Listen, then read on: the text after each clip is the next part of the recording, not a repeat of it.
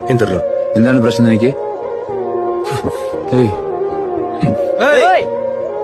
என்னடா நீ 2 வருஷம் இந்த காலேஜ் தான் வரும் தெரியும்ல, போடா போடா.